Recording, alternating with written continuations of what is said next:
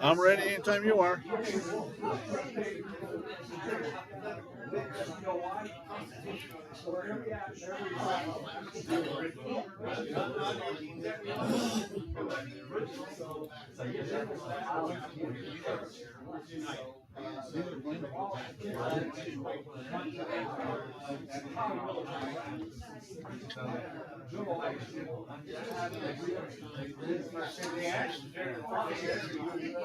Okay, everybody, we're getting ready to get started on our next speaker.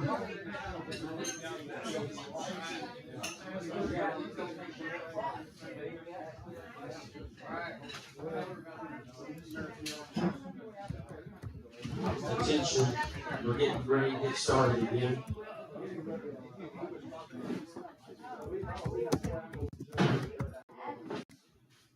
We're getting started again. Okay, the next speaker, we all know who he is. He's the guru of criminal complaints. He also knows a lot about the IRS. So let's welcome again. Hi, how you doing? Darren asked me to do this.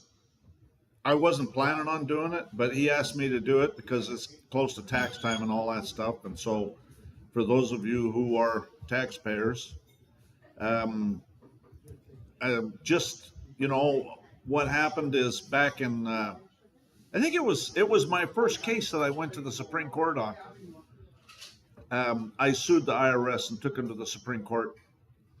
And I actually sued him twice, took him to the Supreme Court. And it was kind of a hollow victory because, you know, I told the Supreme Court, this is the U.S. Supreme Court, I told them that you have no right to turn this case away. It says in their rules, they can turn any case away they want. And, you know, I don't know how many of you remember Michael New. Remember him back in the 90s? He went and sued. He got dishonorably discharged because he refused to put a UN patch on his uniform. And he took it to the Supreme Court, and the Supreme Court refused to hear his case. And I met his father. And the case doesn't even get docketed.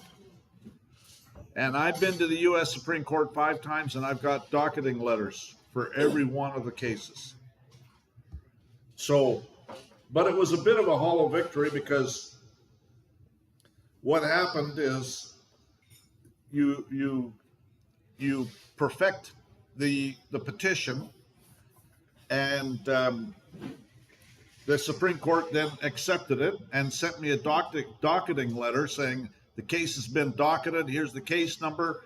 Send this docketing letter to the respondents, which was the U.S. Department of so-called Justice, which is what I called them. And in just about every case, one time it was like U.S. Airways. Anyways, and then they waived their right to respond.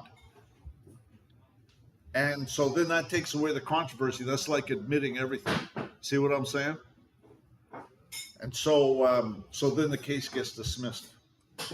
They admitted everything. So, and that's all 5 of my cases were like that. Matter of fact, what I was thinking on the next one, I was thinking about doing a writ of error because there's a couple of ways you could actually go there. You could go with an amicus curiae too. That's a friend of the court. I've been thinking about some of these other ways of doing it. I was thinking about an original action because I actually have an original action that I could bring to them because the U.S. consulate in Calgary went and turned me over to the Calgary City Police to arrest me, and so that's major liability on their part, and they're not supposed to be doing that.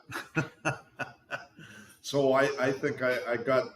So that's the U.S. consulate in Calgary, and in the Constitution it says that the Supreme Court has original jurisdiction in all cases involving consuls. Okay, so So I've been seriously thinking about bringing that action. I've actually filed it in the federal court here in Dallas, and they keep giving me the runaround. And so I've been thinking about just bringing it to the as an original action. So, anyways, I got so much stuff on my plate. I got to decide what I want. You got to pick your battles. There's just too many battles. It's like a feeding frenzy sometimes. So this is about the IRS. Okay, I took the IRS to the Supreme Court twice, and they don't want to talk to me. So they don't ask, and I don't tell. Right? Remember, that's what came up during the Clinton administration. Don't ask, don't tell. So they don't ask, and I don't tell.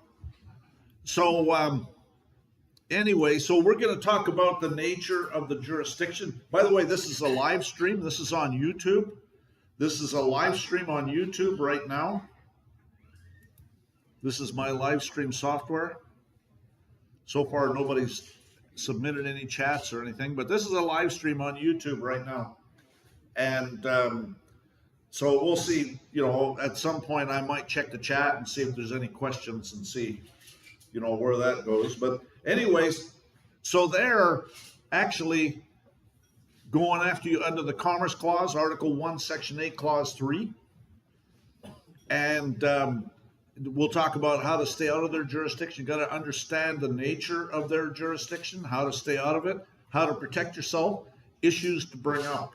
Okay. And what I would do now, the first time I sued them, there was a bunch of things. It was like one of those times in my life when it was like a feeding frenzy because I had it coming at me from every direction.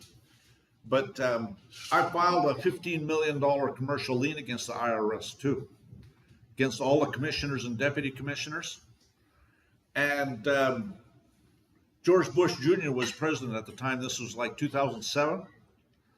And Mark Everson was the commissioner for the IRS. And George Bush had him on the White House lawn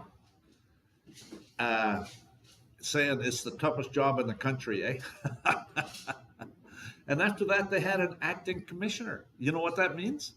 That means that Mark Everson resigned before his term was up. I'll bet you it was because of what I was doing. They never, ever tell me that it's because of anything I did, but I'll bet you it was because of what I was doing. I filed that $15 million commercial lien. I was filing criminal complaints against them. I was doing all sorts of stuff. Anyways, so issues to bring up. Okay, when you start bringing up the right issues, they run home to mama. And so anyways, first of all, I'm not a liar. Well, I'm in a lawyer. No, I'm in a liar.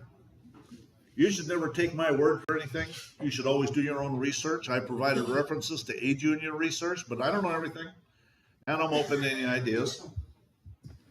There's 4 types of people you'll meet in your life. I was talking about that with the congressman here recently, or just now. I said there's actually is similar to this, but there's 3 kinds of people.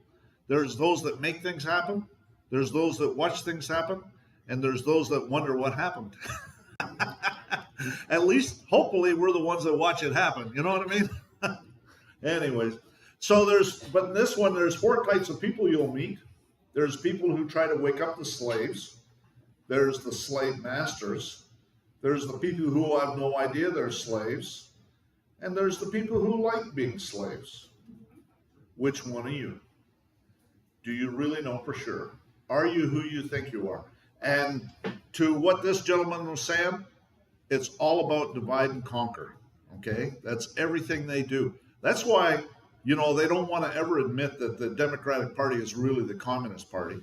And I think we should just start calling them that, Communist Party, and we're in the middle of a communist overthrow, and they're all liars. That's all they do is they lie. How can you tell they're lying? Their lips are moving.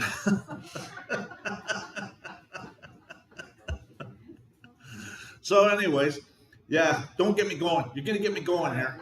Get going. So if you can see through the illusion, then you are the solution. If the people don't know their basic rights and freedoms, how can they know when or if their rights and freedoms are being infringed? The single most important thing, the founding fathers were absolutely brilliant. I believe that our Constitution was inspired by God himself. There's a story about the Constitutional Convention that they had the doors locked and barred, and nobody could come and go in that room during their meetings. And somebody showed up in that room that wasn't supposed to be there, and he told them about the importance of doing what they were doing. And so I really believe that the Constitution is inspired by God. So then, if you think about that, it's kind of like Scripture, isn't it? And we have to honor it.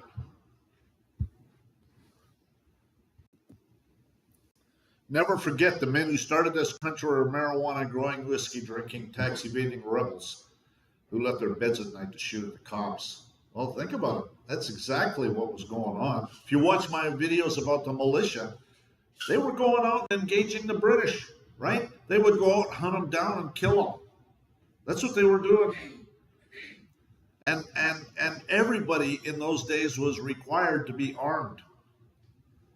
And they had to. There was statutes. If you read if you see my videos on militia, if you were outside of town more than 2 miles and you didn't have your arms, then you got a fine.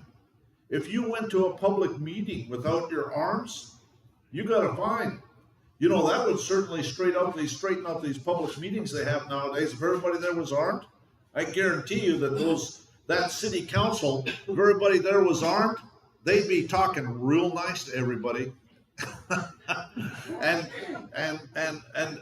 they'd have a major change of heart. If everybody there was armed, tell you. Glenn, you know where that comes from? Where everybody's armed in the militia? Well, that's from the founding fathers. Where the founding fathers, you know where they got it from?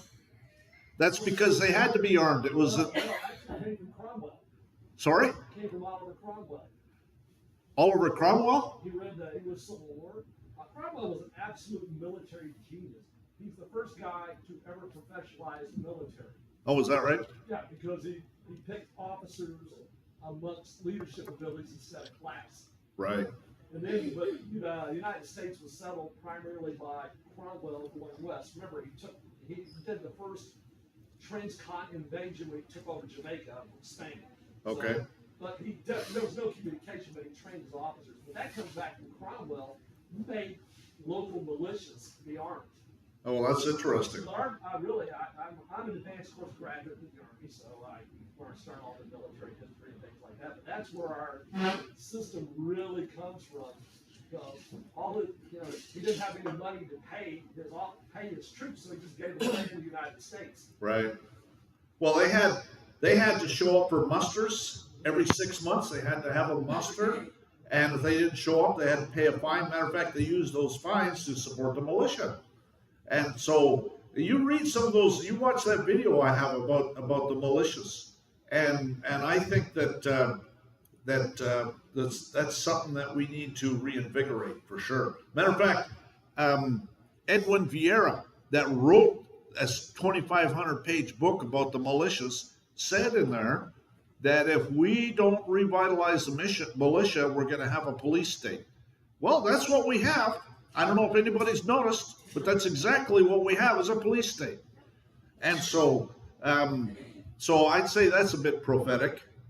And again, it's because, and most people don't have any clue about the Constitution or about our God-given Constitution. They don't know, and they don't demand trial by jury, okay? And if you stand your ground just on that point, they'll make it go away because they'll never give you a trial by jury. Trial by jury is where the jury conducts the trial.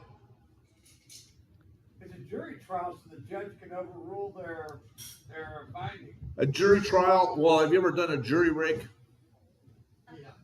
Okay, a jury trial is something that's done in an emergency, right? It's not a trial by jury. And if you read the Causes and Necessities for Taking Up Arms that was published by the Continental Congress in 1775, it says that the War of Independence was fought over the denial of trial by jury.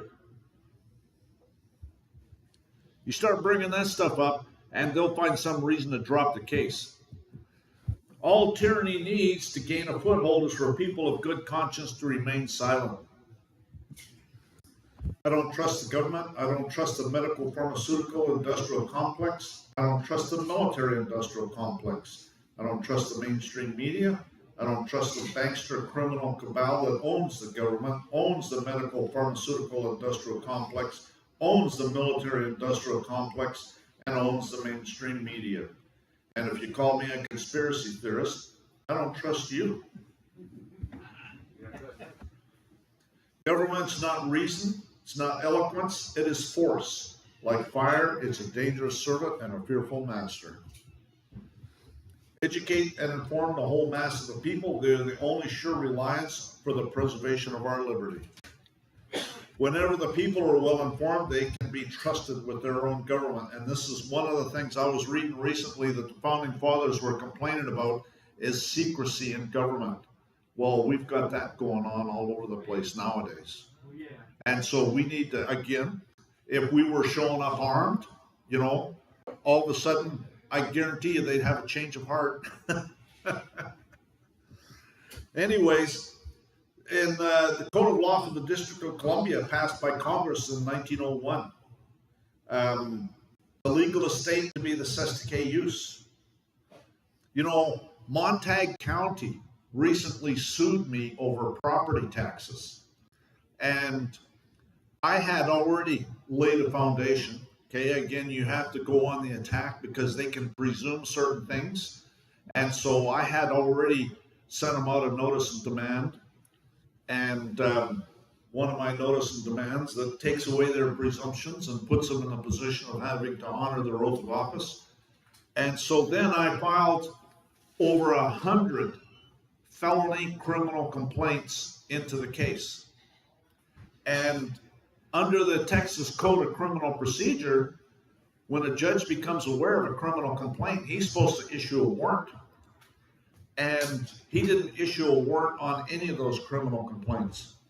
So Randy Kelton suggested that I file a motion to disqualify the judge.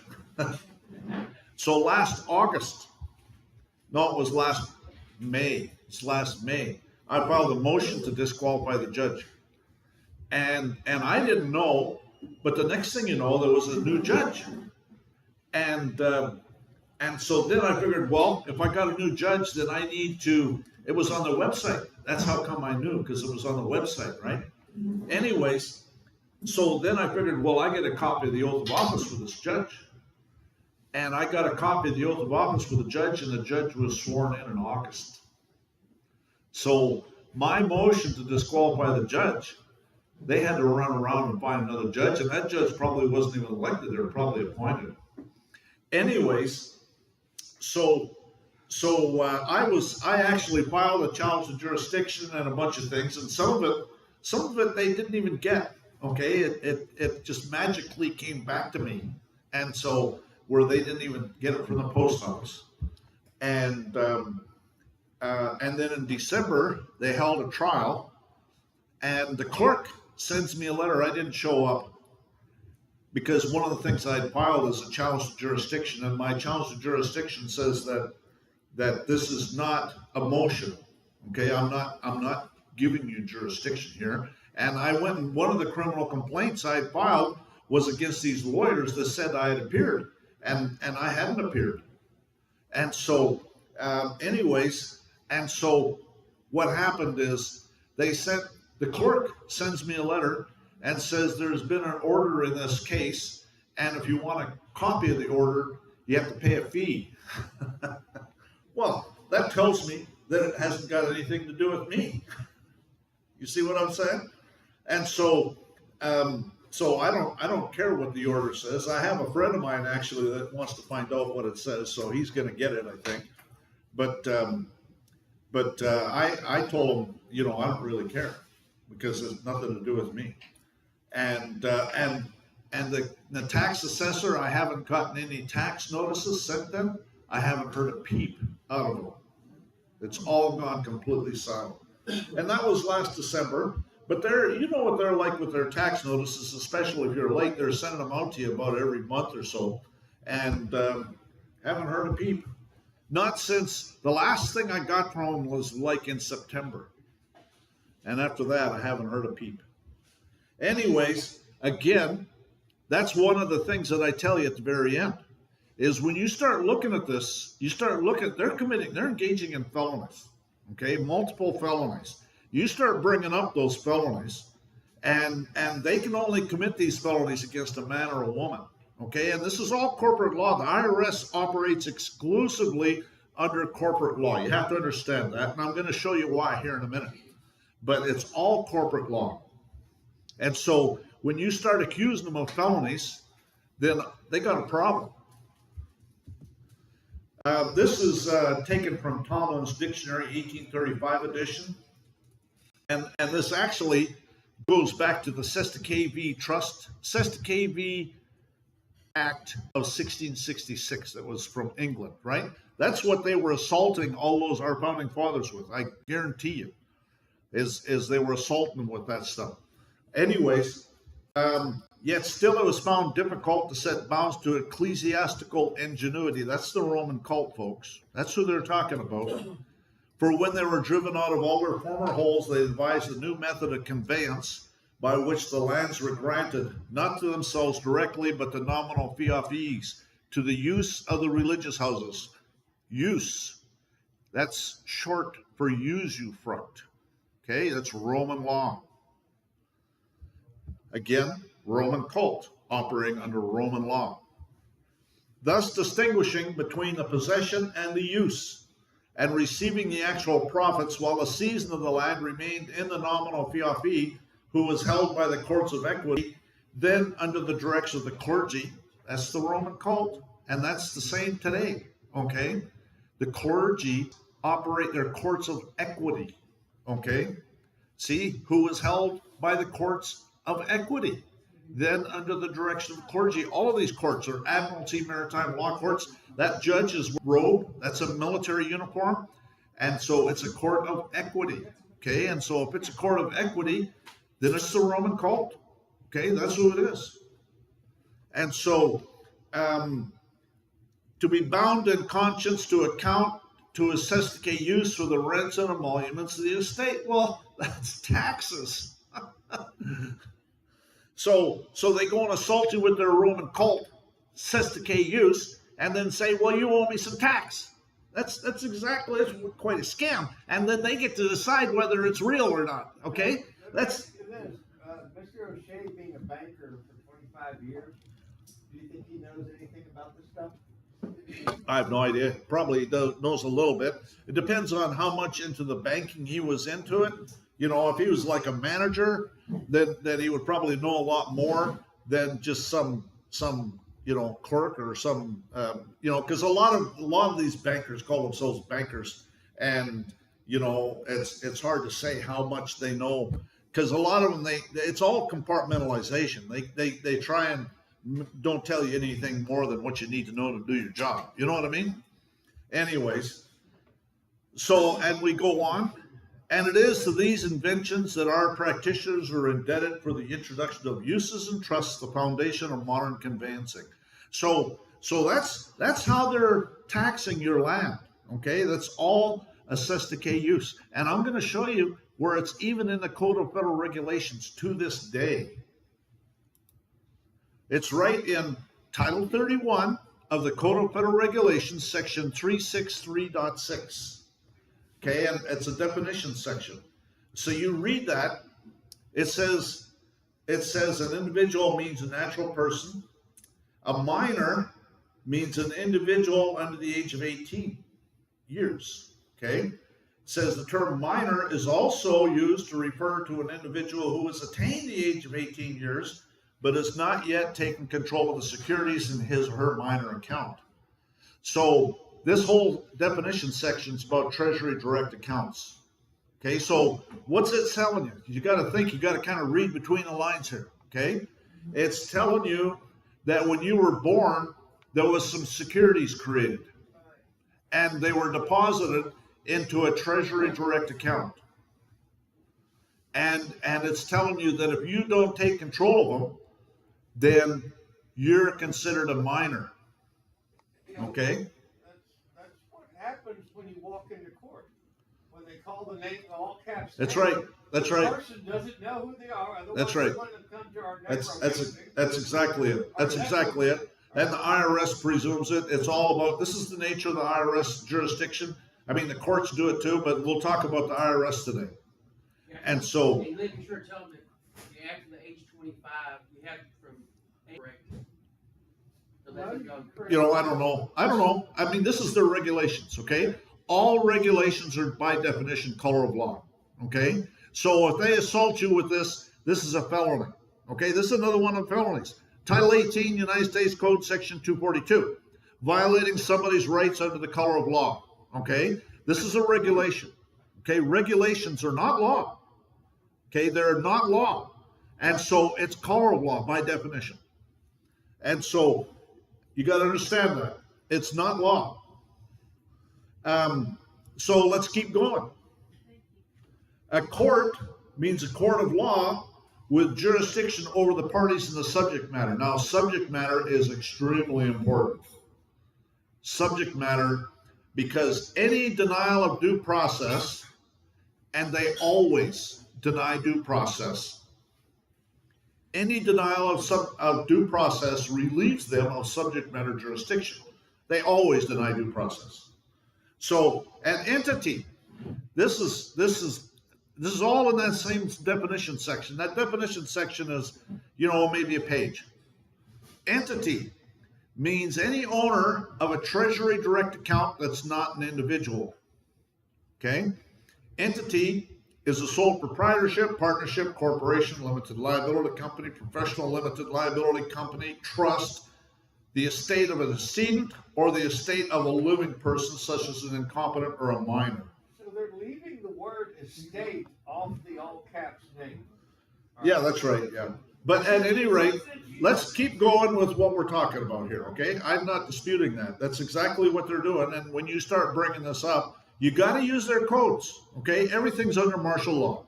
You got to use their codes, you use them against them, and you break it off in their ass. And you make it just the most painful possible thing. And what I do is I get the FBI to go over and educate them. And so, again, you have to use their codes, and you got to be able to put it down in writing, okay? You cannot try and explain it. You got to put it in writing. You got to make it so that they can understand it. And so, you know, I've had judges that tell me that I know how to write legal briefs. Well, I think, you know, when I was 16 years old, I got a patriarchal blessing. I was raised as a Christian, and when I was 16 years old, I got a patriarchal blessing. It's kind of like what Abraham gave to his sons, and Isaac gave to his sons, and Jacob gave to his sons. Patriarchal blessing, a father's blessing. Anyways, I was told in there that unto whom much is given, much is expected, number one. And I was also told that it wasn't by chance that I'm here, that I have something I have to do. So I think this is it. Anyways, so that's why I got to educate people, because people don't know. And so I have to, that's why I got my YouTube channel, and that's why I do what I do. You're doing a great job. Thank you. But it's completely selfish, because I don't want to be I want to be blameless on Judgment Day. So as much as I appreciate all you people coming out and your interest, it's really because I just want to be blameless. So anyways, so these people, these are what they're doing, okay, is they're bringing the Commerce Clause, a plenary jurisdiction. The Supreme Court has talked about it. We're going to talk about it more. So banksters, it's all fraud and deception. Okay, you have to understand that. That security that's in the account, that's the fraud, and it's deception. Nobody told you about it, and they're not telling you how to take control of the security. And so, it's not the birth certificate. I can tell you that for sure, because if you go to the Treasury's website and do a search for birth certificate, it'll come up with a page that says that some people say that the birth certificate's a security, and it's not. So it's not the birth certificate, it's something else. I don't know what it is. I don't really care. It's under the Code of Federal Regulations. That's all color of law. It's a felony, okay? I like going after them for the felony. I'll get the FBI to go over there. Matter of fact, I sent Janet Yellen one of my notice and demands, and I told her I want that thing dissolved and liquidated immediately. And so now I've set her up for one of my nasty grams. And so now I'm going to send her a nasty gram. And if anybody knows anything about my nasty gram, she's not going to like it. And everybody and their brother is going to get a copy. And so, you know, huh? God wills it. I think he does. I think he does. And that's why I go ahead and use all those 4-letter words. You know, normally I say I accept your oath of office, but you and I both know you have no intention of honoring your oath of office. So F your oath, you lying, perjuring MFB, okay? MF bitch, okay?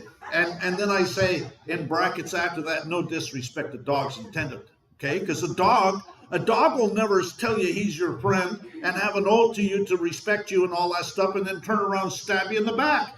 If a dog is your enemy, he'll tell you up front. Don't get it going. Glenn, that should be your new handle. Sorry? That should be your new handle, Nasty Grams. Just put those out there, then everybody can duplicate it. There you go. Well, so that nasty gram, quite frankly, I'm going to put that up on my private. The notice and demand is going to be. I'm going to make a video on that and put it on YouTube. YouTube takes my videos down if they're like that. Just start a new one, Nasty Grams. So I'll have a short video and it'll say I just published my nasty gram onto my subscription channel. If you want to read it, you're going to have to pay for it. But anyways, so it's all securities which are fake money. It's usufruct, which is Roman law. You have to understand that. There's a minor estate created at birth. There are some securities created at birth. There's a treasury direct account with the securities in it, and it's all color of law, okay? It's a fraud. It's a lie. And that's what I go after, okay? Because I'm not interested. I don't care. I don't care what they do. Some people want to capture that thing and get a black credit card and have unlimited credit. Well, you know, that's all Satan's fake money. You want to get in a contract with the devil? Then knock yourself out. I'm not interested in doing that. I want nothing to do with it. And it's color of law. It's a felony, and that's where I go with it. And I don't care what you do with the fake money that's in there. But I did have a dream, quite frankly, back, you know, when I was in my 20s, and I had a dream that I was going to have at some point in time. It was just before the end. I don't know what the end is, but it said just before the end, I was going to have more money than I could ever imagine, more than I'd ever be able to know what to do with, quite frankly. But, you know, I could wind up with that. I've had some other dreams. I don't like to talk about some of my dreams because I don't want to manifest them because they're kind of not very nice. And I'm hoping that it doesn't come true. You know what I mean? And if I talk about them, then I can tend to manifest them. And so I don't want to talk about them. Anyways, so to keep moving here. Copies of these documents can be found on my website and linked under my recent videos. For a complete set of YouTube videos with private information, shares a DVD with over 100 searchable law dictionaries and other books and forms, contact me privately at engineerwin@yahoo.com. Donations to support this work are appreciated. I prefer gold or silver coin. This is for the IRS, okay? Because if you prefer, there's a Supreme Court case from 1873 that says that U.S. versus Carlisle said that everyone and everything not privileged is sovereign. So when you participate in a privilege, then you give up your sovereignty. And, you know, there's that Clearfield Trust Company versus Clearfield Trust Company case where the Supreme Court said that the government gave up its sovereignty by using Federal Reserve notes. So that's why I don't want nothing to do with them. Stick them up your rectal orifice for all I care. I want that thing dissolved. And anyways, and that's why I put that here, because I prefer gold or silver coin, and I can accept the fake money, but I really don't want it, but I'll take it. And as a less desirable alternative, I can accept the IOUs, the Federal Reserve notes, the forced loans, the securities, the cash app, gifts, checks, money orders, etc. Send me an email for particulars. So you got to think about the IRS can come after you two ways, okay? Civilly and criminally. So we'll start off with criminally, okay? Criminally is they're going to have you in their hotel, okay? So how do you defeat the criminal part of it, okay? Well, with the criminal stuff, tax evasion, okay, is when you lie on a tax return and you can prove, and they can prove it, okay? That's tax evasion. Tax avoidance is perfectly lawful, okay? Everybody does it. When you take advantage of deductions that they allow you to do, that's called tax avoidance. There's nothing wrong with that. So again, you have to understand these words. It's all about the words. And you have to use the right words and their words. When you want to break it off in their ass, you use their words against them. And you don't use their words when you're talking about yourself, because you're giving them jurisdiction by doing so. Anyways, an informed citizenry is at the heart of a dynamic democracy. You know, I'm not sure that Jefferson used the word democracy, but you know, maybe he did. So the way the IRS can go after you criminally is two ways. Tax fraud, when you lie on a tax return and they can prove it, but if you never file a tax return, you'll never have this problem, will you? Right? Think about it.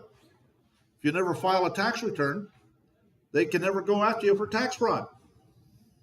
So then the other one is willful failure to file, okay? And so what they will do is, if you don't file for a while, then what will happen is after about 3 years, they'll send you a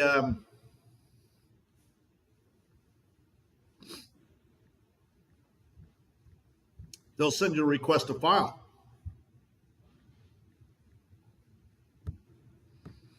And so as long as you respond, okay, it doesn't mean you have to file. If you read that request to file, it says you have to respond. Have to file or otherwise respond, okay? So as long as you respond. And what I did is I sent them a 10-page letter telling them why I'm not required to file. It says you're supposed to file a return or a statement. Sorry? It says you're supposed to file a return or a statement. There you go. It's the same thing. There you go. And so what I did is I sent them about a 10-page letter telling them why I'm not required to file. And the courts have ruled that if you have an honest belief that you're not required to file, they cannot go after you for willful failure to file. Okay? So by doing that, it will eliminate any felony, criminal stuff that they might try and go after you for. There's some other things I'm going to talk about further on that will help. Okay? For example, you know, I send a notice of demand to the U.S. attorney. Think about it. If the IRS wants to come after you criminally, they're going to have to get the U.S. attorney to do it. So if you send a notice of demand to the U.S. attorney and you tell them, I accept your oath of office, okay? Well, first of all, they have an oath of office to we the people, okay? You have to understand the power of just that one statement. Just that one statement. Their oath of office is to we the people. And they have no duty to any corporation. And so when you say, I accept your oath of office, you're telling them you're we the people. That creates a major problem if the IRS comes to them and they want to do something to you. I'm not sure that the U.S. attorney will want to have any part of it. So they cannot do anything criminally against you without the U.S. Attorney's assistance. The U.S. Attorney has to represent the IRS. So that's... Also, Glenn, I want to make sure you tell them this. It does say in their own codes that you must mail or file your return. You can just drop it to a file cabinet. Well, I wouldn't do that. You know, Kerry Zolman did that, and they had him in their courtroom for 8 hours while he raked him over the coals. They eventually sent him home, but they had him in shackles. And so if you want to play that game, then, you know, you're taking a risk. I would respond to them. I would get it to them. I'd send it by certified mail. I want to have proof they got it. And I've never had any trouble with the IRS, quite frankly, other than, you know, they went and assessed me a whole bunch of frivolous filing fees and crap like that. But you know, during that whole time when I was suing the IRS, and it went to the Supreme Court, and I filed commercial liens against them and all the rest of that stuff, during that whole time I had thousands of dollars in my bank account. I had up to $4,000 in my bank account, and they never ever touched it. So again, if you respond, then and you point out the right issues, they have a problem. Yes. Somewhere I have a paper where some woman, the IRS was taking her to court and all, so she went, and I can't remember what the paper was that she took with her and handed to the lady. You need to read this, is all she said. And then when she got in there, the judge called her up and she gave him the paper, and he said, well, what's this? You need to read this. That's all. And she went and sat down, and then one question that she asked, is this based on the full faith, and she didn't get any more out of her mouth than that. She dismissed the whole thing. Yeah, no doubt. Again, you know, you got to go on the attack. It's warfare, okay? It's always warfare. You are the enemy, and you never tell the enemy what you're going to do. Never, ever tell the enemy what you're going to do. You build a case against them and break it off in their ass. So educate and inform the whole mass of the people. They are the only sure reliance for the preservation of our liberty. So what I do, if I haven't had a W-2 job in years, quite frankly, because you almost have to tell. You know, remember I said I don't ask, they don't ask, I don't tell? Well, that means I don't have a W-2 job. Now, the last time I did have a W-2 job, I was working at U.S. Airways, and I had put myself down for 99 exemptions, exempt basically. And after 3 years, they had sent me a request to file. And that's when I sent them the 10-page letter. You know, I'm not a U.S. citizen. I'm not a corporation. There's a whole bunch of reasons. Income. The courts have ruled that income is corporate profits. Well, I'm not a corporation, so I don't have any income. You see what I'm saying?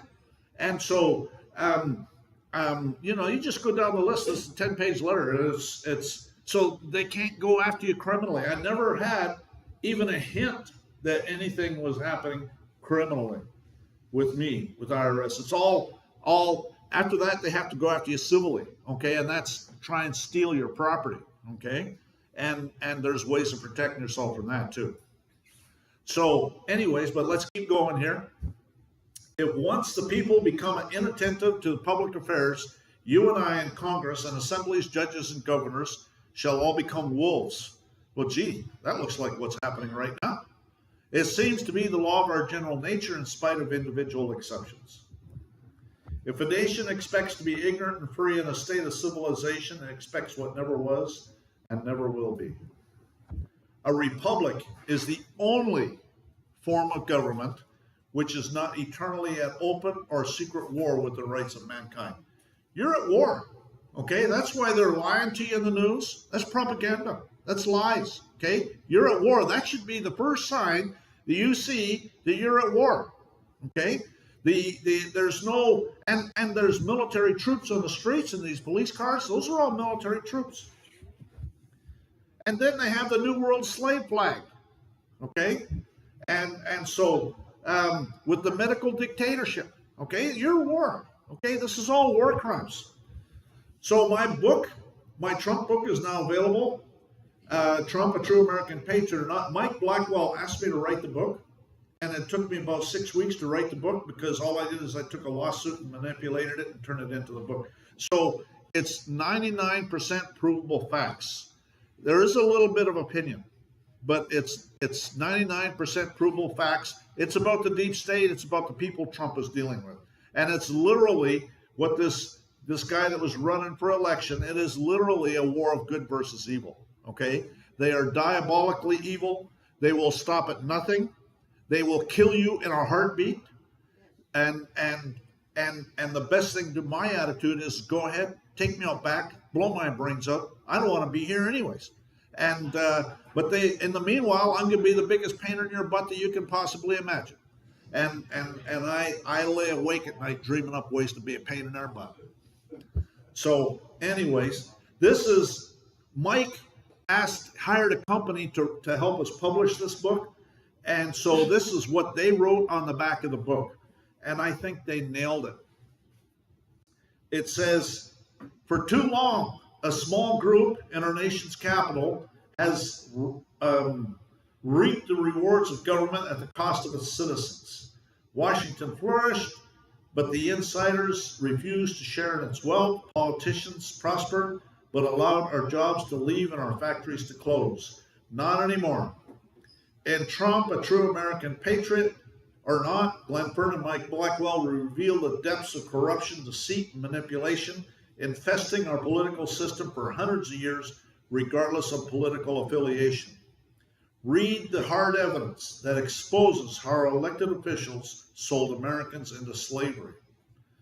Understand the Founding Fathers' true intent when they formed our Republican form of government. Discover the influence of the satanic Roman cult on our politicians and political system. Does Donald Trump want to transfer power back to we the people? In Trump, you will see the great battle that is upon us. I think we're living in Book of Revelation's time period. And so, we don't know how it all works out. We just know we win in the end. So we have to fight the good battle. You can order the book from Amazon or my website. It's going up. I just ordered some books and it's going up.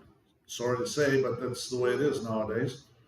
I prefer you order the book from my website, Sovereignty International. Amazon does not provide autographed books. If you want the book autographed, order the book from my website. But don't forget to let me know if you want the autograph to say something in particular. So do you want to know the origins of the deep state, who's behind it? You want to know why they call it the Trump administration? Okay, this is it's all in the book.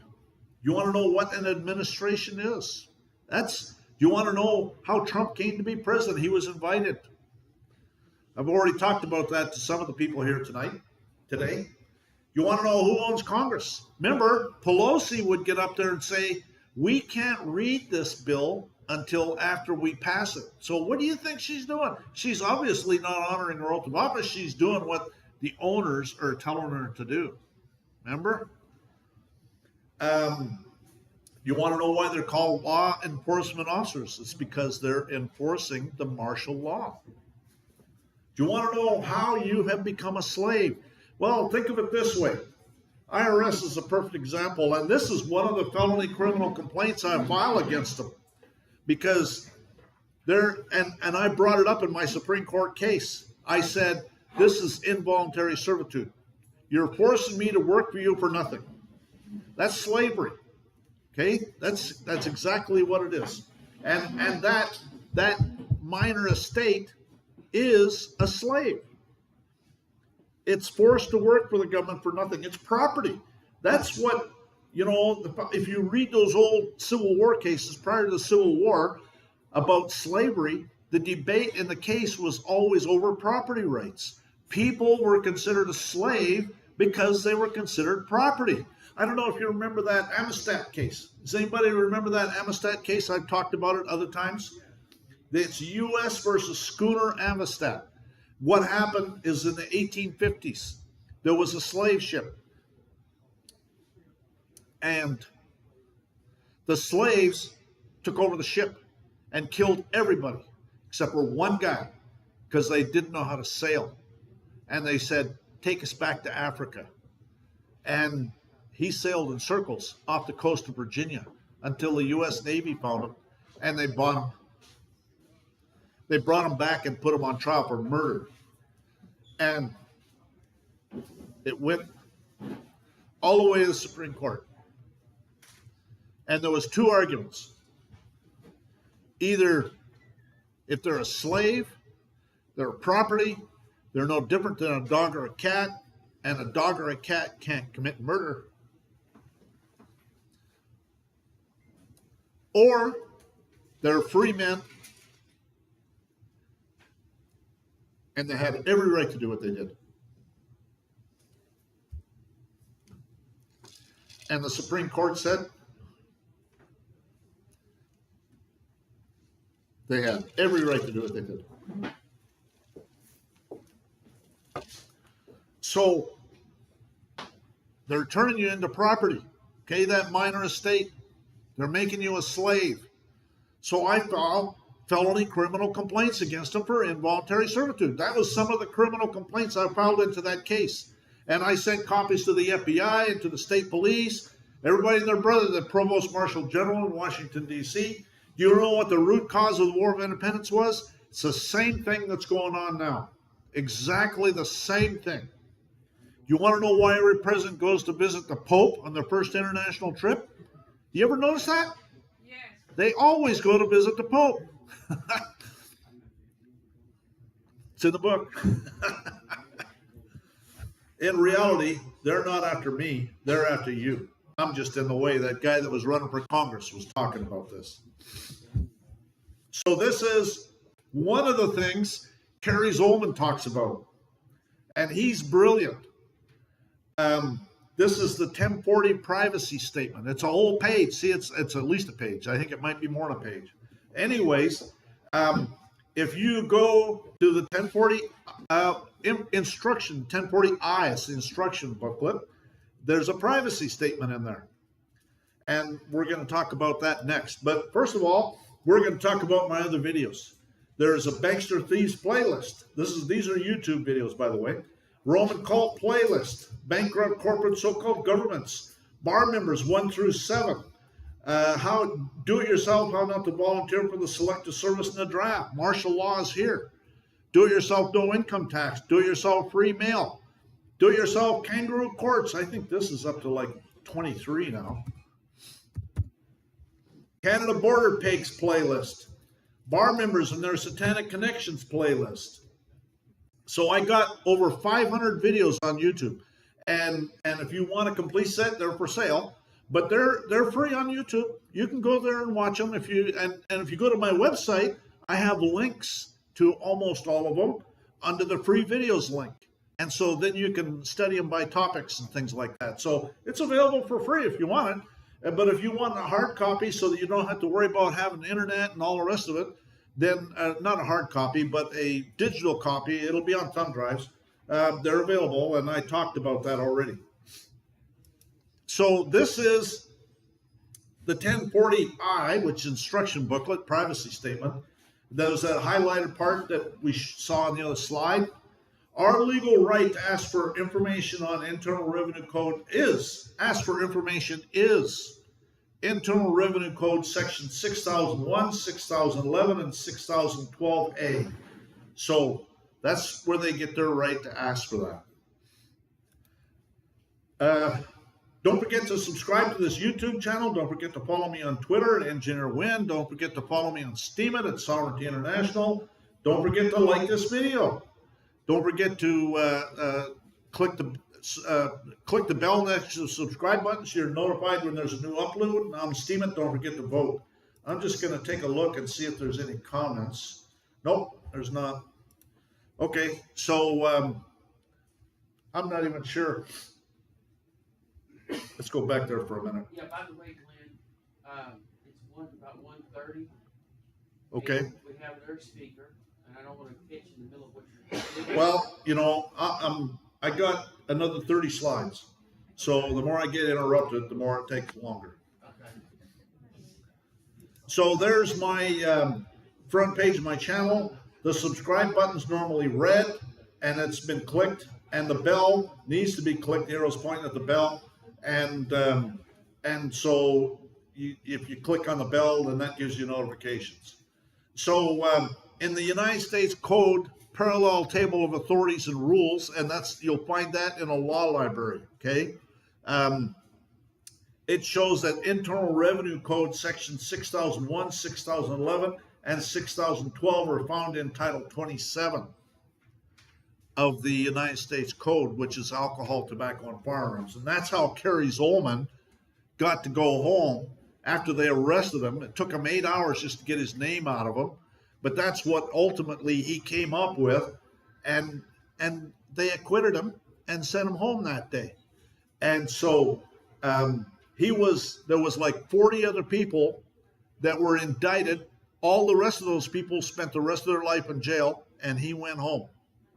So anyways, that's what he used right there. So what is called proclaiming martial law is no law at all, but merely for the sake of public safety in circumstances of great emergency, setting aside all law and acting under military power. That's martial law. That's why they have to pass statutes for common law offenses, and all statutes are edicts under martial law. We can't even begin to count the number of times judges, lawyers, and statesmen have said there isn't any common law anymore. It's been replaced by statutes. They'd be more truthful if they said there isn't any common law anymore. It's been replaced by martial law. And that's taken from a book called The Non-Ratification of the 14th Amendment by Judge H. Ellett of the Utah Supreme Court, related to the case Diet versus Turner. So this is talking about in that same book. Okay, it talks about income tax. As we have said, the federal personal income tax is collected under a military venue within a martial law jurisdiction. Federal Reserve notes are military script. Did you know that? Federal Reserve notes are military script, circulated within a military venue. The problem is the people don't understand how the entire United States is covered by a military venue. Under the Social Security Act that was brought into existence, 10 federal regional areas. These 10 federal regional areas are the same as a military base. And so there's people I knew that were in Korea, and they told me stories about how they used to circulate military script on the base, and they used to take it down and spend it locally with the local Koreans. And then what would happen is every once in a while they'd change the script, and they'd have to turn it all in and get new script. And the Koreans would be giving them major discounts to change in their script to get the new script. And so they, it's quite a scam. But they were talking about this guys that I met that were in Korea during the Korean War. Anyways, let's keep going. It's not unconstitutional to circulate military script on a military base, as the base is considered to be a military venue. Military script cannot circulate in the civil jurisdiction of the several states. To get around this constitutional bar, the Congress, via the Social Security Act, created 10 military venues called federal regional areas. The problem the Congress realized was that while Congress could restructure the government agencies into these federal regional areas, the people could not be identified to be within this military venue, but by their own consent. The solution was to create another military venue which would trick the people to voluntarily accept recognition that they're within a military venue. The Congress solved this problem by creating a zip code. ZIP stands for Zone Improvement Plan. The zip code divides the United States into 10 military venues called national areas. When a citizen receives mail from an agency of the federal government, such as the IRS, and the return address of the federal agency is a district within the regional area the letter is sent from. Notice it's always another state. Sometimes here in Texas, for some reason, they sent it from Austin, but usually it's like Delaware or someplace.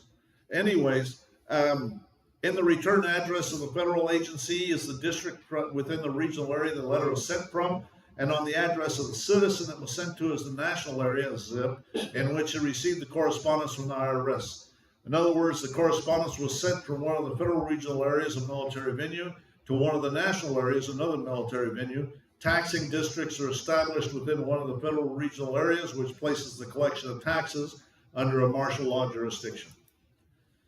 And this is actually found in the Code of Law for the District of Columbia. It says, Section 3, 31 Stat 1190, and the Supreme Court shall divide the said district. This is 1901. So this is, all of this stuff has been building over time.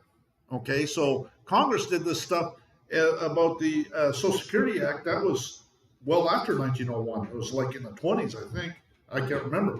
But the point is that they've been, the founding fathers in the Declaration of Independence, it says when it becomes apparent a series of events to reduce us to absolute despotism.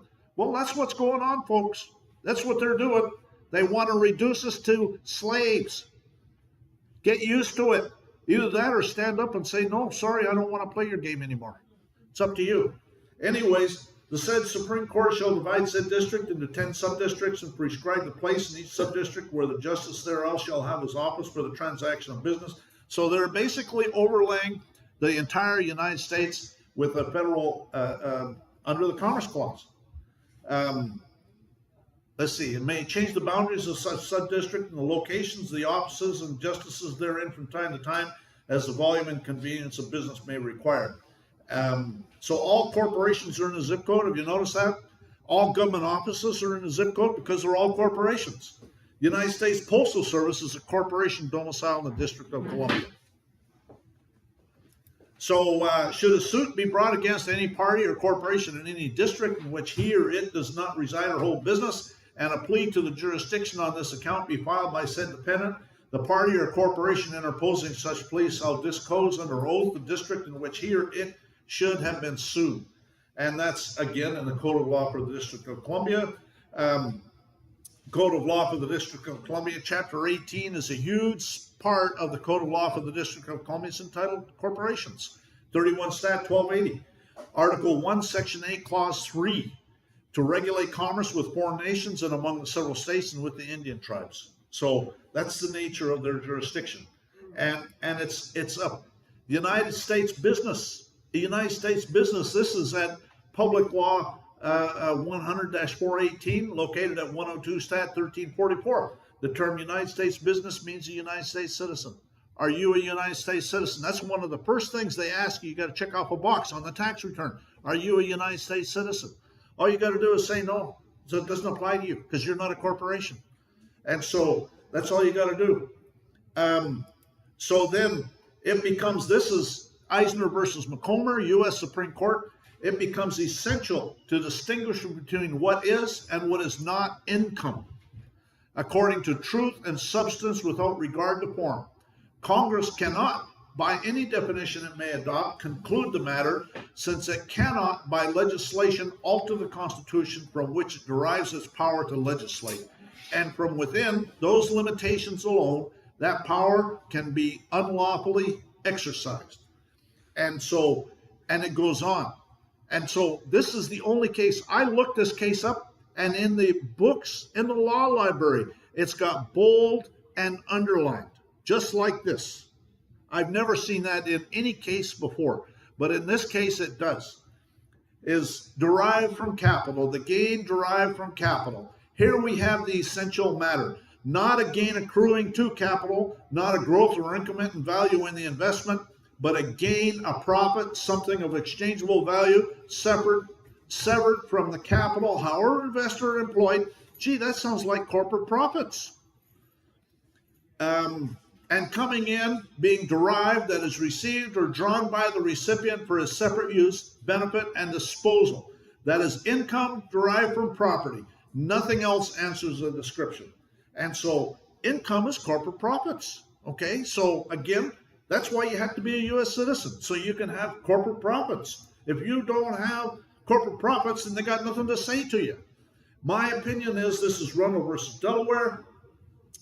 My opinion is, and long has been, the mayor and alderman of a city corporation, or president directors of a bank, or the president directors of a railroad company, or other similar corporations are the true parties that sue and are sued as trustees and representatives of the constantly changing stockholders. A corporation, therefore, being not a natural person but a mere creature of the mind, invisible and tangible, cannot be a citizen of the state or the United States, and cannot fall within the terms or the power of the above-mentioned article, and can therefore neither plead nor be pleaded in the courts of the United States. The important part of this is that corporations and people can't mix. Okay, that's the important thing you need to understand about this. Corporations and people can't mix. And so when you tell them, well, I'm one of the people, and that's what I did with Montague County, is I put on the face of that deed, I put a man, not a cestacate trust, not a minor estate, right on the face of the deed. And so that makes it really difficult, and that lays your foundation so that they can't presume, okay, because they like to presume. They're a bunch of thieves and pirates. Don't get me going. You're going to get me going. So my blog is sovereigntyinternational.wordpress.com. My website is sovereigntyinternational.fyi. My email address is engineerwin@yahoo.com. My YouTube profile is Sovereign Living. My Facebook community page, I deleted it due to censorship on the part of Facebook. Matter of fact, quite frankly, I haven't even been to Facebook in months, if not years. I'm not interested in going there. That's just an NSA collection agency trying to collect information about you. And so my Sovereignty International, my private group on Facebook, is being deleted, but I haven't been there in years. So I don't want Facebook to profit from my hard work. But in order to delete it, I'd have to ban everybody off the group and then delete it, because otherwise the group would still be there. What? Actually, it's a DARPA program. It was originally called Lifelong. Right? Yeah, right. You're right. When Zuckerberg, whatever, he probably doesn't even own it, you know? So I have freelist.org as a private group called Administrating Your Public Servants. My Google private group is called Administrating Your Public Servants. Follow me on Twitter at Engineer Win. Follow me on Steemit. And on HowTube, I have my exclusive videos on HowTube.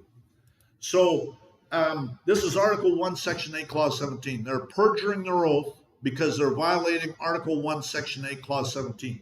To exercise exclusive legislation in all cases whatsoever over such district not exceeding 10 miles square. And so you bring that issue up. They're bringing the District of Columbia outside not exceeding 10 miles square. That's Article 1, Section 8, Clause 17. Under a military dictatorship, there's no law, which is why they're required to pass statutes for common law crimes like murder and assault, right? They made all these codes, literally millions of them. That's why you can use it to break it off in their ass. All you got to do is read their codes, and because they don't even know. There's too many of them. How can anybody know all that stuff? So you just got to learn the ones that are going to work for your favor and use it to break it off in their ass. This creates civil law, which creates democracy. Under a military dictatorship, you have a democracy, and a democracy is international law. A republic is the only form of government which is not eternally at open or secret war with the rights of mankind. So I have exclusive content available on HowTube. It's $9.99 a month for videos plus unlimited email consultations, but I'm not a liar. Well, I meant an attorney. No, I meant a liar. But I can tell you what I would do under certain circumstances and where to find forums. The only power that the New World Order Satanists have over us is through fraud and deception, and my agenda is to expose it for all our benefit, but I cannot fight all the battles. I need other people being on point. Some of my exclusive content is at Arlington Private Information Share. I've got land deed training, estoppel certificates training, foreclosure estoppel certificates training, corporate denial training, toll roads notice and demand training, invoice training, notice of void judgment training, revocation of signatures training, third-party witness training, federal habeas corpus training, revocation of voter registration, criminal complaint training. I've got several videos on that. I need to do some more. And I'm going to, that's one of the things I did with Janet Yellen, is I told her, I set her up for criminal complaints. And so I'm going to start deluging her with criminal complaints. Before I send out the nastygram, I'll send out all the criminal complaints first. And so lawsuit training, I got one video on that. There needs to be more. Other training requests, if it's something that I can do or something I haven't already done. I've done a lot of stuff. There's about 570 videos on YouTube.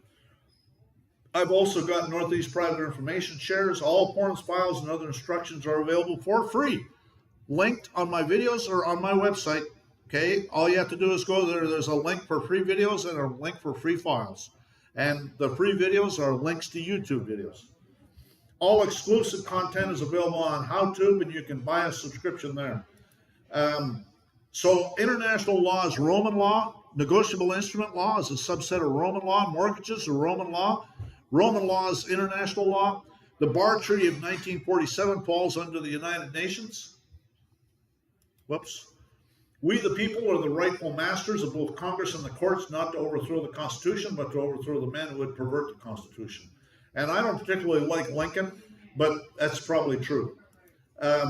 Tyranny is defined as that which is legal for the government, but illegal for the citizens. Yeah, that's true. What country can preserve its liberties if its rulers are not warned from time to time that their people preserve the spirit of resistance? Let them take arms.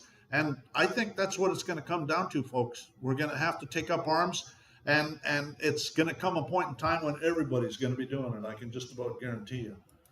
So the Constitution is not a government for the not a document for the government to restrain the people. It's an instrument for the people to restrain the government. A nation of sheep will beget a government of wolves. If fascism ever comes to America, it will come in the name of liberalism. America needs God. Rebellion to tyrants is obedience to God. Thou shalt have no other gods before me. That's Exodus 23 and 23. The New World Order will require that you worship government. This is going on in China right now with the Falun Gong, because those people refuse to worship government, and they're killing them. They're organ harvesting is what they're doing. And so the strongest reason for the people to retain the right to keep and bear arms is as a last resort to protect themselves against tyranny and government. Time to get unplugged, folks. Rebellion to tyrants is obedience to God. We're in the middle of a communist takeover. We're in the final stages. We need to be prepared for anything. Remote viewers and futurists have said for years that there will be a point in time when there are riots in every major city and a great nation will disappear in one day. The Bible says 1 hour. There will be wars between the states. Providence favors the prepared. There's no difference between communism and socialism, except as the means of achieving the same ultimate end. Communism proposes to enslave men by force. Socialism is by vote. It is merely the difference between murder and suicide.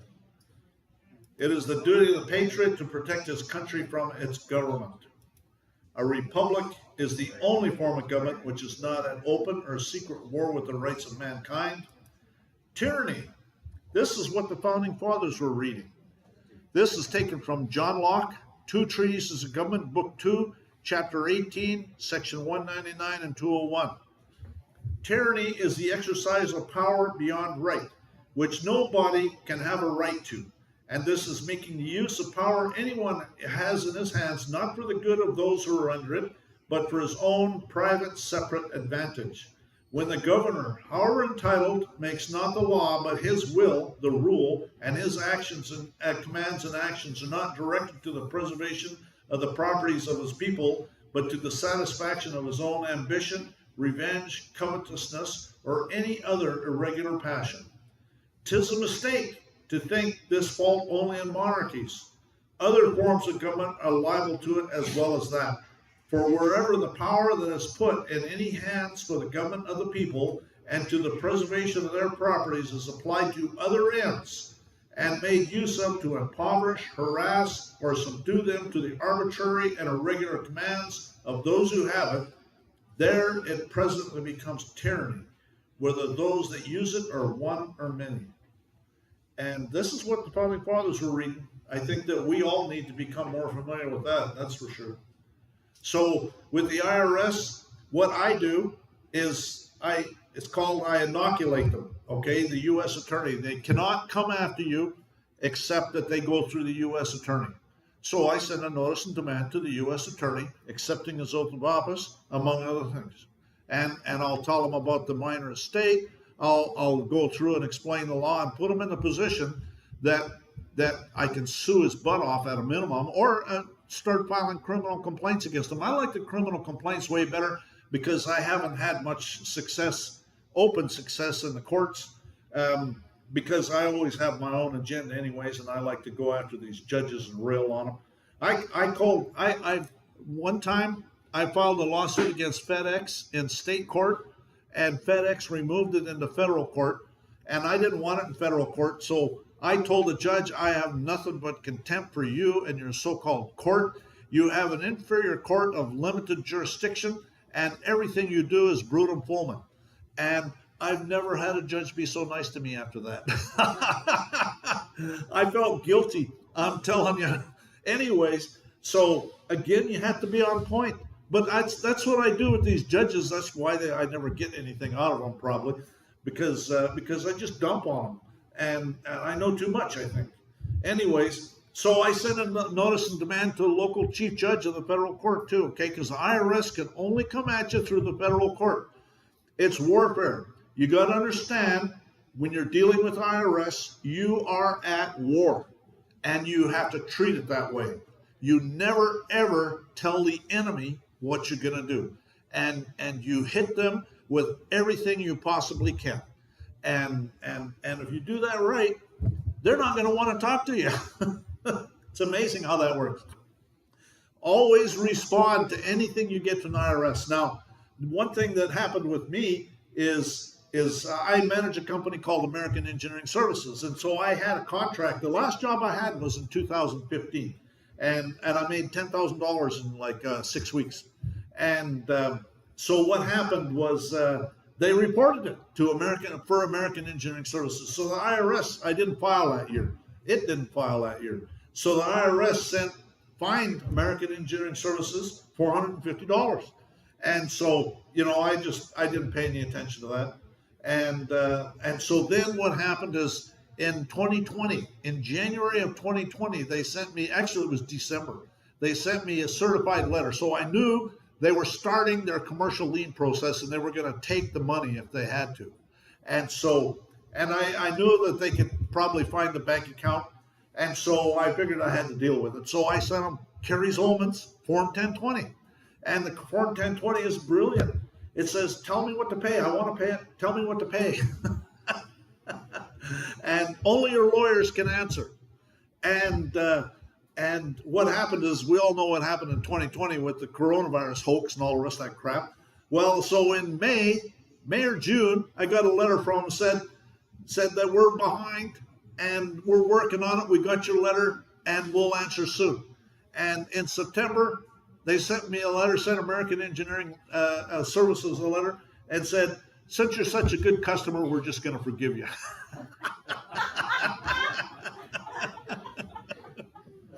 It's interesting to note that American Engineering Services has never, ever paid the IRS a penny, because American Engineering Services is set up as a partnership. So it does a 1065 tax return.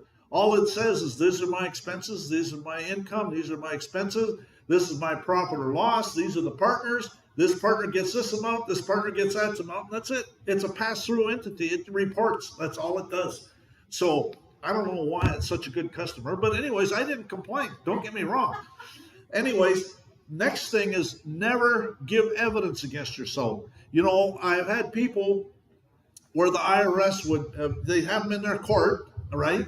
And they want to see your books and records. And so they'd have them in jail because they didn't produce their books and records. Well, all you have to do, as with anything, okay? All you have to do is put your books and records, whatever they are, into a box and seal it up and mark on it books and records, and then take it to the court and put it on the table in front of you and say, I've got them. They're right here. Don't give them to them. They'll never come and get them because they can't come and get them. They want you to give them to them. Don't give them to them, and they'll never come and get them. And you brought the books and records. It's that simple. Another thing is that there's a friend of mine that got a subpoena from the IRS saying he had to show up in some court. And he sent back a letter saying, sure, no problem. I'll show you. I'll show up anytime you want. Just give me your statutory and delegated authority to require me to show up. Well, nothing ever came. So he didn't show up. and nothing ever happened. So again, the same thing, okay?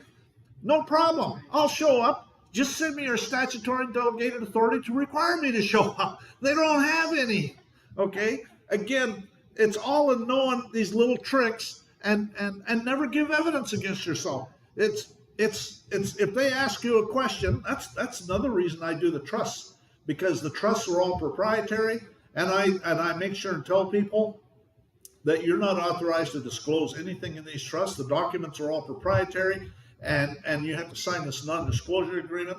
You're not authorized, you're just an employee, okay? So you're not authorized to release any information. If someone wants information, you tell them to contact the trustee. And usually that's me, but it might be someone else. But there's court cases that say that the government doesn't even have authority to subpoena the trust documents because it's all private. Anyways, once you understand what's going on, you know, it's easily defeated.